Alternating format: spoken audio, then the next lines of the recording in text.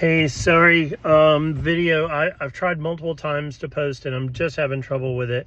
And so I'm recording on my phone and I'll upload it and see if maybe that'll work. If you can tell, I am recording in the car. It's late at night. I just have Murphy's Law's luck and came home tonight to record, and my modem lightning hit, and for the second time in 2 weeks, lightning hit and burned my modem up, and so I have no internet at the house. I've been going through this off and on now for 2 weeks. I'm exhausted from it. So I live in Van Cleve. I had to drive till I could get signal and try it again. Didn't work. Anyway, here we go. This book, it was impactful the first time I read it, probably 10 plus years ago, and it's probably even more now as I'm beginning to pick up on things that I certainly miss or have forgotten through the years. I look through it and I have these thoughts, and I love how he tells his story and makes everything so relatable as he describes his patients and his interactions, and how he validates them and listens to them. As I go back, I remember words that have just scream off the page. Like for example, one of them would be hypervigilance. This idea of living life on the edge, always looking over your shoulder, because you have to, because you never know when that punch is going to come, when that kick, when you're tiptoeing through and you may get someone mad and you didn't mean to get them mad, and so they lash out. And so you're living life on the edge all the time, and it is so exhausting. And then all of a sudden your other relationships, it bleeds straight over to them. You begin to snap on loved ones, people that had nothing to do with why you're this way. You don't even know why you're this way. You just know that you're tired and you're exhausted, and everything seems to lead down this catastrophizing tunnel. And so it's just this product of hypervigilance and always having to live stressed out and ready to run.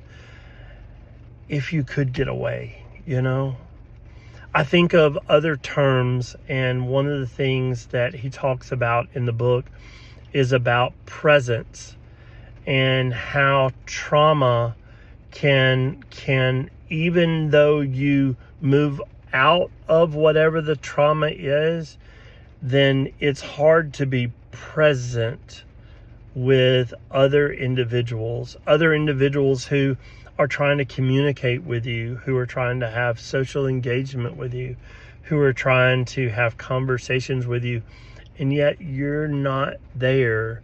Your mind is somewhere else, and you really couldn't give them a roadmap to where it is. You're just not there. You're not present. And how trauma can cause that. It can cause that distal type reaction, that distal feeling. You are far away, even though you may be in the same room with someone. You're not the same. The conversations aren't there. Intimacy is not there. You're going through the motions. And so I remember reading through the book and just re-engaging with that, and understanding and listening that you're not there anymore.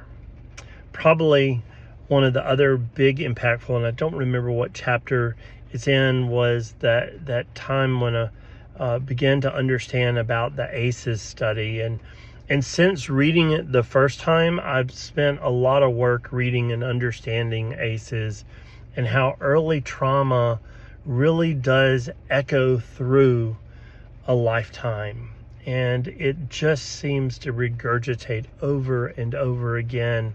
And I took the book and I've taken it, and those are some of the more highlight pages as I begin to understand about the trauma and its impacts. And things like, if you have four ACE scores, four traumas, 4 different types of trauma rather, then you're like 250% greater chance to have diabetes, 3 times more likely to have lung disease, 7 times more likely to have a substance use disorder, 12 times more likely to consider suicide as a viable way of escape.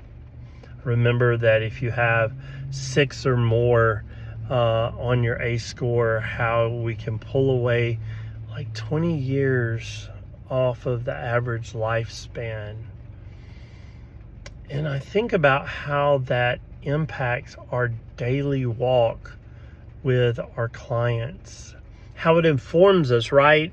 It teaches us that when we look at someone, we don't understand everything they're going through, that the face, the facade may not be all there is to it, and how strong of their past, that strong voice or strong backing that may have happened to them may still be screaming in their ear and affecting them.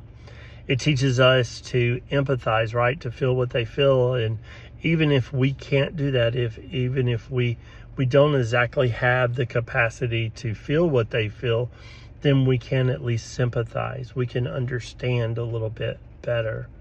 And how that informs us, right? It begins to allow us to understand, hey, maybe I just need to sit and listen. Let them tell the same story over and over and over again, and that's okay. It's okay for them to retell that story. It's okay for them to take time, because you're there with them and you're allowing them to process that all over again and just be there. And you be present with them. Stop demanding that they be present with you. And that's so big for me to understand, and so big for me as I work in a field where kids are experiencing trauma.